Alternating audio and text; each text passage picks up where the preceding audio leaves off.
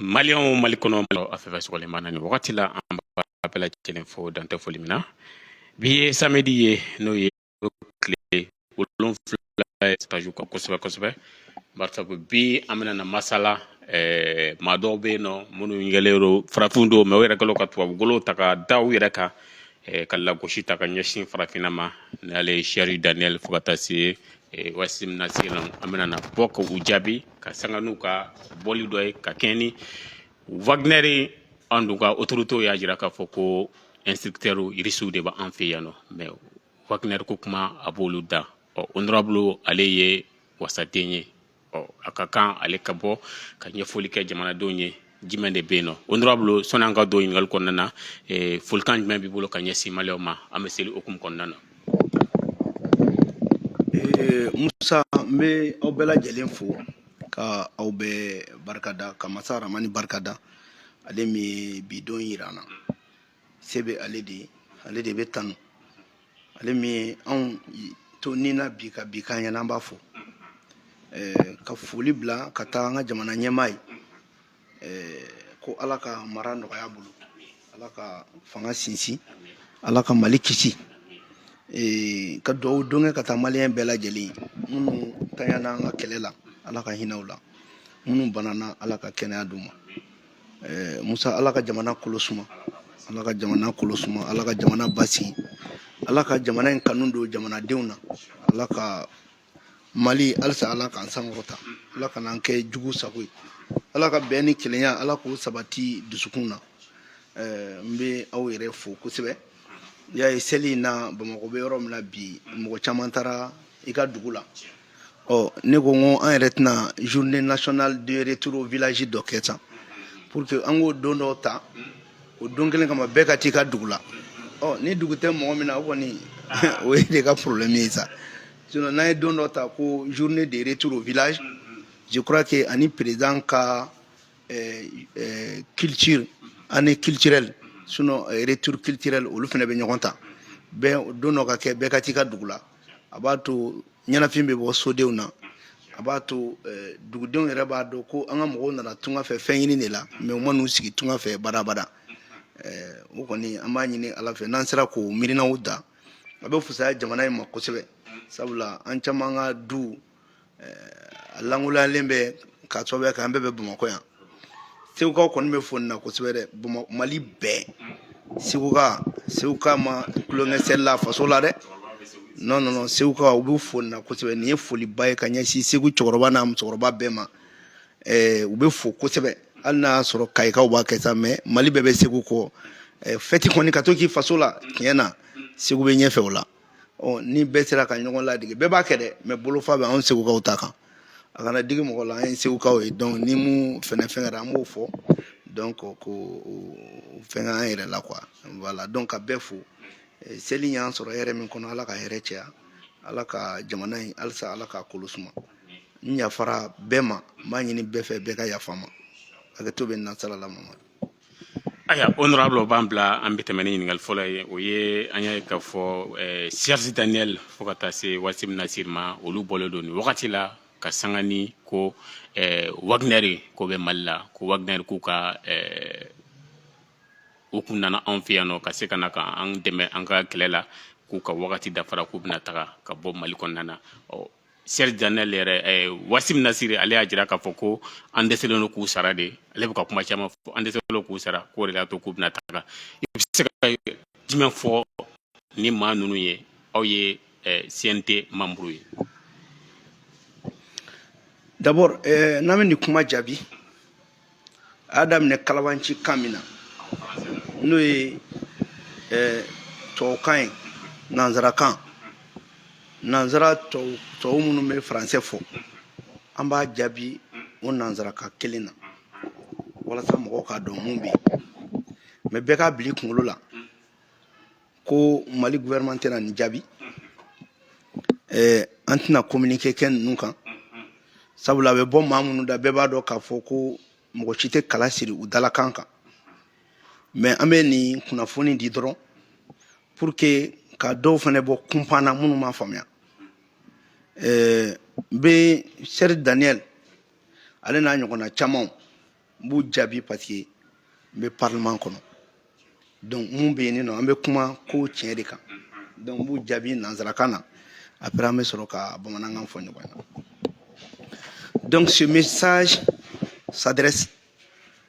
aux vassaux, c'est-à-dire les nègres blancs, ceux qui ont trahi l'africanité, ceux qui ont oublié qu'ils sont des vrais noirs, et ceux qui ont oublié que le noir a été traité comme un objet et qui se mettent à la solde du colonisateur pour essayer de détruire et de déstabiliser encore l'Afrique. C'est dommage, c'est déplorant. Ce message, c'est pour apporter des éclaircissements et lancer des défis. Premièrement, je lance un défi à tous ces journalistes farfelus, menteurs, vassaux, de montrer en face du monde un seul contrat signé entre l'État malien et leur soi-disant Wagner. Ça, c'est un défi. Au lieu de parler, qu'ils nous montrent un seul contrat que l'État malien a signé avec Wagner. Premier défi. Deuxième défi, qu'ils nous montrent dans la loi des finances du Mali une seule rubrique réservée pour payer Wagner, a fortiori être incapable de les payer. Troisième défi, qu'il montre un seul instant, une seule autorité du Mali qui s'est engagée avec Wagner pour les utiliser au Mali. Il ne peut pas, mais qu'il montre ça, cela en face du monde. C'est la France qui utilise des mercenaires. Et si vous avez bonne mémoire, le Sénat français a même invité les éléments chargés des questions de défense et de sécurité de la France en dehors de l'Afrique, où ils ont dit clairement que GEOS et DCI ont signé des contrats avec des pays africains, notamment le Nigeria, la Côte d'Ivoire et même le Bénin. C'est la France qui est spécialiste de la signature des contrats avec des mercenaires. Mais le Mali est un pays trop sérieux pour pouvoir s'engager avec des mercenaires. Il est important de souligner aujourd'hui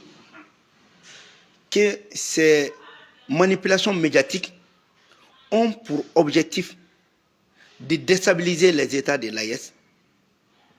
de donner une certaine explication aux attaques organisées, financées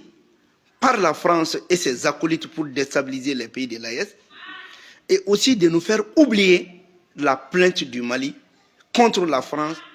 pour son financement, son soutien au terrorisme dans le Sahel. Et c'est aussi une autre manière de mettre en œuvre la doctrine de la responsabilité des protégés, permettant de dire en face du monde que le régime au pouvoir du Mali est incapable d'assurer la sécurité du peuple malien. Alors que cela est faux et archi-faux. La France, en plus de la MINUSMA, soit des représentants de plus de 190 pays au monde, étaient au Mali pendant 10 ans. Ils n'ont pas pu récupérer Kidal. Et pourtant, l'armée malienne, sous la responsabilité du général d'armée Assimi Goïta, du général de corps Sadio Kamara, et toute l'équipe des forces armées et de sécurité ont récupéré Kidal, ont récupéré Tenzawaten, ont récupéré Tessit, ont récupéré Ber, ont récupéré en quelque sorte les 2 tiers du territoire qui étaient équipés ici pendant que l'armée française avec plus de 4000 hommes et la MINUSMA étaient là. Donc on ne peut montrer avec aucune preuve que nous avons et que l'armée malienne a été incapable de sécuriser le peuple malien. Donc nous disons à ces manipulateurs que nous, on ne connaît même pas Wagner. L'État malien a signé des contrats. L'État malien est plutôt en alliance, sinon en coopération avec la Fédération de Russie, que le CNT a voté. Cette coopération qui était bloquée depuis 2003 par la complicité de la France et des autorités politiques qui dirigeaient le Mali. Donc nous disons que même les attaques sporadiques démontrent clairement l'incapacité à créer la déstabilisation. Ces attaques sont des attaques sporadiques, coordonnées, financées par ces mêmes sponsors officiels du terrorisme au Mali. C'est eux qui sont à la base. Nous savons, les drones viennent de leurs mains. Ils ont formé des mercenaires pour ça. Mais une chose est sûre, nous demandons à la population malienne de comprendre que l'objectif n'est pas le départ du régime. L'objectif, c'est que l'Europe pouvait revenir et recoloniser toute l'Afrique. Ils ont besoin des ressources de l'Afrique. Et ces journalistes-là, vous les avez vus à quel moment critiquer la France qui a réussi au quai d'Orsay, au palais de la France, le terroriste dont la tête était mise en prix, qui est aujourd'hui président de Syrie par les armes soutenues par la France et ses acolytes, qui l'a décrié. Cela est une preuve palpable que nous sommes dans un monde de loups et que la France fait partie de ces loups qui veulent manger des chèvres, mais le Mali ne fait pas partie de ces pays de chèvres. Nous aussi, nous sommes un pays de loups. On ne va pas se faire manger et nous allons résister contre vents et marées. Et c'est la raison pour laquelle nous sortons pour démentir ces propos. C'est des mensonges, c'est de la manipulation. L'État malien n'a jamais signé un contrat avec Wagner. L'État malien ne connaît pas Wagner. L'État malien travaille avec la Fédération de Russie. Nous travaillons avec des États et non avec des mercenaires. Nous avons eu un président trop sérieux qui se respecte et qui ne va jamais se livrer à ces genres de comportements mafieux. Donc c'est sûr et certain. Et nous demandons au peuple entier, à l'opinion internationale, de ne pas croire à ces allégations. Mais je mets au défi, que ce soit Cher Daniel, que ce soit le spécialiste farfelu qui se prend comme spécialiste du Sahel, de nous faire sortir un seul document attestant une signature que le Mali s'est engagé avec un mercenaire a fortiori Wagner. Voilà la réponse que nous leur donnons. Et nous demandons à la population malienne de continuer à vaguer à ces affaires. Nous n'avons pas le temps de communiquer là-dessus,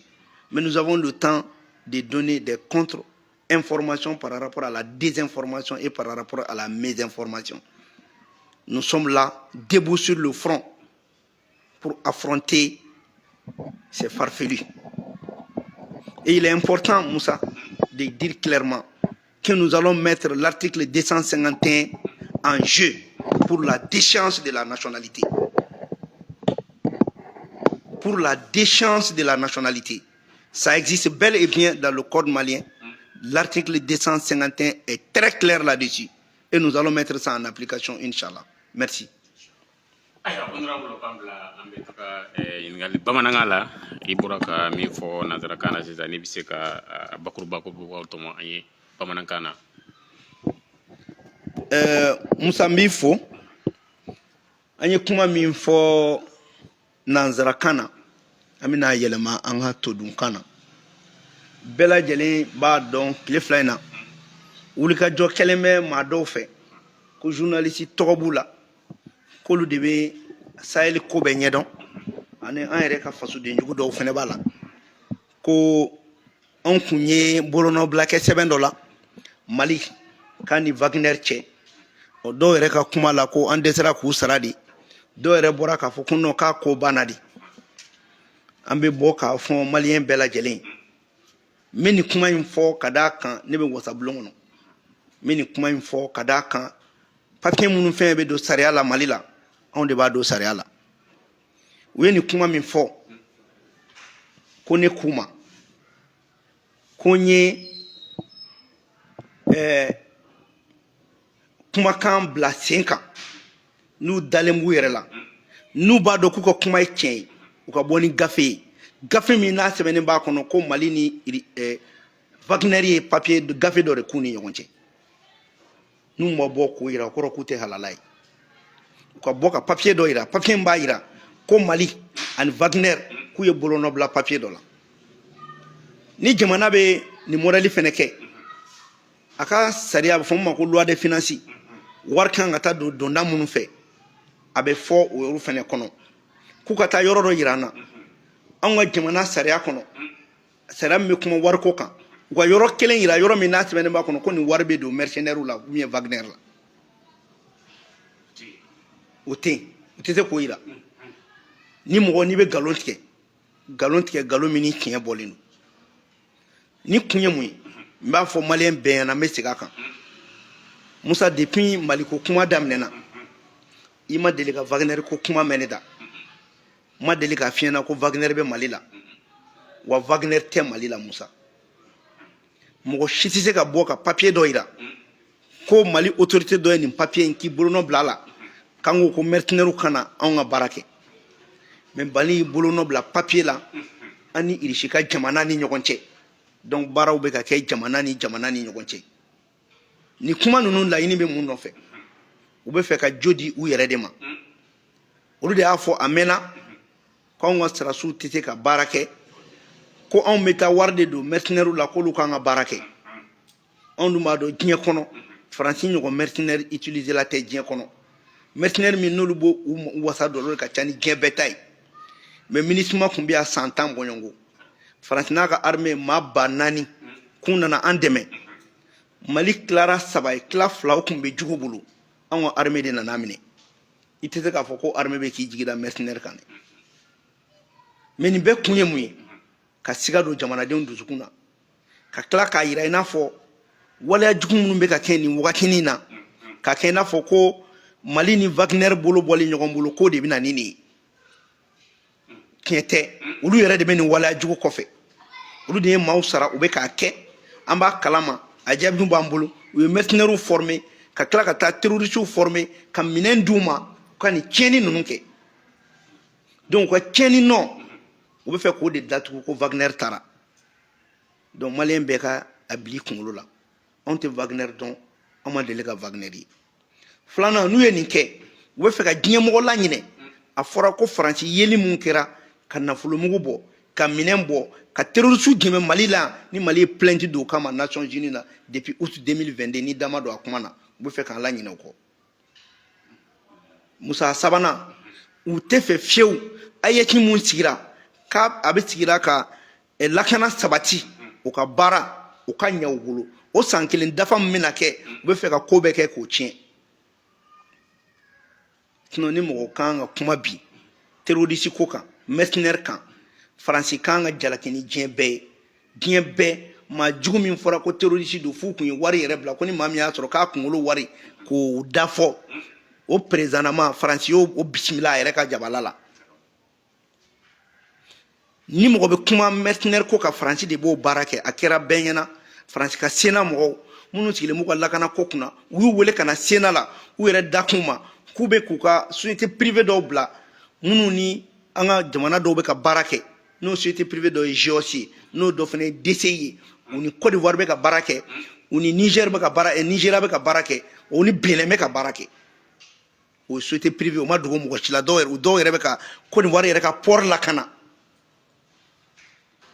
mais o tɛ anw ye an bɛ bɔ ka nin kuma in fɔ dɔrɔn sabula ni mɔgɔ bɔra ka kuma fɔ kuma mun u bɛ degelen don nkalontigɛ de la donc maliyɛn bɛɛ ka bila i kunkolo la ko ni ɲɔgɔn nkalon tɛ Mali ni Irisi de bolo bɛ ɲɔgɔn bolo wa an bɛ terrain kan fɛnɛ an bɛ ka baara kɛ ɲɔgɔn fɛ wa foyi ma bɔ baara in na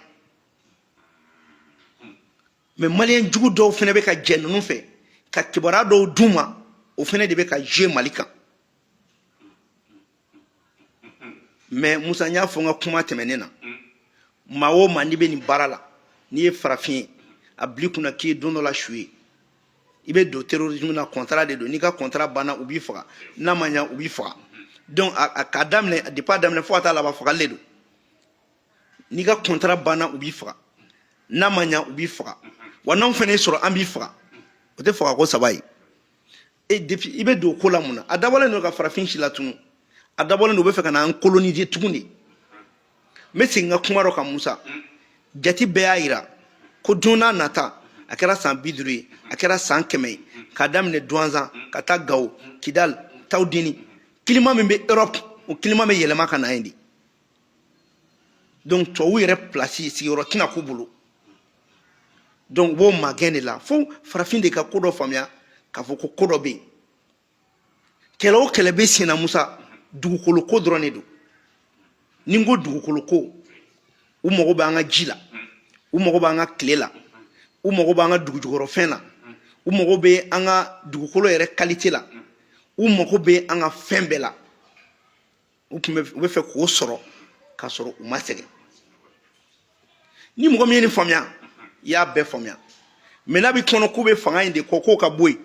fanga ko tɛ n'a bɛ kɔnɔ k'u bɛ fɛ Ibrahim de ka bɔ yen o tɛ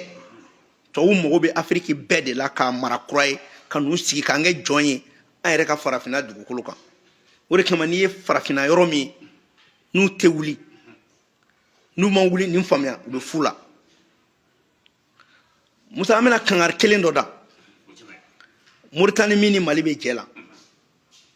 Moritani n'a min tilen Mali ɲɛ ko dɔ bɛna wuli Moritani i b'a ye hali a tɛ mɛn a tɛna mɛn wuli bɛ kɛ tuguni Moritani minnu bɛ fɛ ka Wagadu lasegin a nɔ la ni Moritani ma sabali o mouvement bɛ segin o mouvement bɛna segin an b'a fɔ min ma le mouvement de libération de Wagadu parce que tubabu nana u ye ko caman ɲagami a bɛ se ka ɲɛnabɔ donc mun da ka di Moritani yɛrɛ la a k'i tilen Mali ɲɛ ni mouvement de libération de Wagadu bɔra a bɛ kɛ baaraw bolo dɛ parce que farafin bɛ ka minɛ cogo jugu min na Moritani a ma dogo mɔgɔ la dɛ mɔgɔ ti ɲɛ tugu ka fɛn lajɛ dɛ donc fɛn in bɛɛ kɛlɛ bɛ bassin de Tawdini nɔfɛ fɛn kɛlɛ bɛ Musa n delila k'o f'i ɲɛna Mali ka potentiel hydrique an mago bɛ ji min na n'i y'a ta 100 sarada hali an ma 7% sɔrɔ fɔlɔ an ma se 7 ma fɔlɔ n'i ye nin di tubabu ma bi a bɛ k'e kɔnɔ k'u bɛ arijinɛ kɔnɔ mais an ka muɲu an ka tugu autorité ninnu kɔ an bɛ sira mun kan sira jɛlen de ye nin ye wa hali sanubɔko kuma mankan min bɛ ka caya ni dɔw b'a ko société dɔw bɛ nin kɔ don fo k'u sa u tɛ taa parce que u ka nafa de b'a la mais anw de fana b'an jɔ sira dɔ la k'a fɔ an ka nafolo tɛ ta ka ɲi mɔgɔ la fu la bon ko in ye dugujɔrɔ ko ni kɛlɛ de ye donc bɛɛ k'a faamuya ninnu bɛ ka bɔli mun kɛ a kun de ye ka maliyɛnw bugɔ hakili la ka maliyɛnw décourager ka maliyɛnw saliya ka kɛ i n'a fɔ ko ko wɛrɛ bɛ yen foyi tɛ yen Musa Ala ye n ka tiɲɛ dɔ segin ma kuma o kuma ne b'a f'i ɲɛna ko n'a bɛ mɔgɔ min kɔnɔ ko Sadio ni Hakimi ninnu cɛ n ko mankan bɛ yen k'i bɛ fu la hali u ka manamanamɔgɔ dɔ tun bɔra ko Hakimi bɛ ka négociation kɛ ni Jim mɔgɔw ye ko mais ko Sadio ma sɔn i y'a ye Sadio bɔra o don na Mali kura taasira la a ye mun fɔ bɛɛ ɲɛna a m'a fɔ k'u bɛ mun na ko k'a essayer k'olu bila ɲɔgɔn na k'u b'a dɔn koyi wa ale ni Hakimi bɛ ɲɔgɔn dɔn u ye guerre kɛ ɲɔgɔn fɛ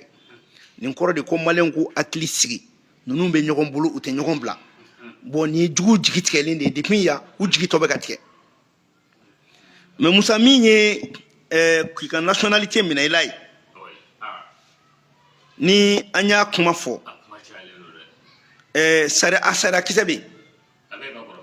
a sariya bɛ yen article 251 du code des personnes et de la famille 2011 087 du 30 décembre 2011 a sɛbɛnnen bɛ perd la nationalité malienne tout Malien occupant un emploi dans une armée étrangère ou dans un service public étranger ou leur apportant son concours si son pays hôte mène avec son concours des actions hostiles à l'égard du Mali. Vous en avez ni jateminɛ jɔnni bɛ se k'a fɔ bi ko maliyɛn minnu sigilen bɛ kɛnɛ ma k'u bɛ ka min fɔ Mali ma k'u ni Faransi tɛ intelligence la ɲɔgɔn bolo.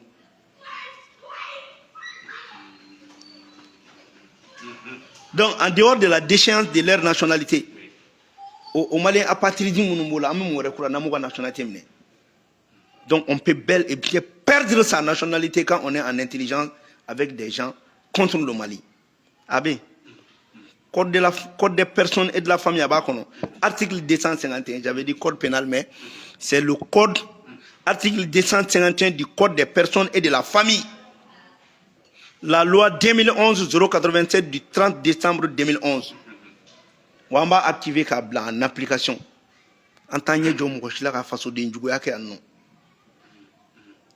Non, on va mettre ça en application. Solution ta la sera de où? On m'a c'est bon, on y a sur. Donc on va appliquer.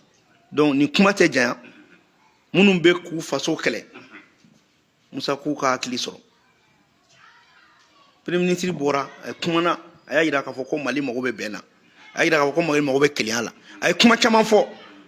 Mais kuma avec akilina de dore non fait. Mais ni mago mano akilina kono. On va te faire déchoir de ta nationalité. Mko tsoko bal sarade do. Wa me ka baraka ka fene. Mo be ni bara la ka essayer ka to na jamu ka benyi ka bedi. Ah non, ça c'est clair. Malko te kulongen ko en tant que dogangan faso chaena ko. En tant que kam ngo chi laje ki nen kadi ko kuma kadi kebe bo ka ngon faso la goshi amule. Ni balin ken na ndronte ko abe kien an binye, abe kien an kunu nyen wa be kien tiniye. Donc vraiment ka fo malien be na al sa ngambolo nyogoma. Ni malien ya famia. Tumbe sina, tanye de be sina. Tanye de be sina ngambolo nyogoma. Wa malien ga black kuna ko ko nyana boto de ni. Ou desera de ou bu dan fene de la wana jida ka mbolo dingo maka ou dana ni ala sona ma akina mi abe noka wala nyini te foye an waro wara me katabi soro ka bedun question de sécurité là kuma mina amé taxi téléphonique ke ou kuma cheya bi jonta lafia kono mais ba do kalo mi fene fle nan toro lo be fe ka fere beke alo war mi mese ka dola o fene ka na dola o ka ta do sécurité là donc be ka gela de kanga ka gela ke wala sa kanga war be do sécurité là kan manga wuli jamana kono bo fanga bara de ke avec patience avec tact ngolo de kanga bara ke quoi akili de fene kanga bara ke même ko kelentere malien sigile me yoro benyi me mali jolla ibe buguda lawo ibe tunga fewo ibe fon fe mali mo be malien den kilingilin bela mali jolla. Donc vraiment on me fait kanine de fo a tibora ka teli parce que kuma ngalo me ka fanga boya tellement galon fanga boya na galon tila were ko galon e tien fa ba ka do fene ko galon e tien donc la fanga bo ka o lagea jumana dembela jeli. Donc vraiment akadinye beka ni famia ni betra ka ni famia abambo ni denge kono aketo be na sala la mo.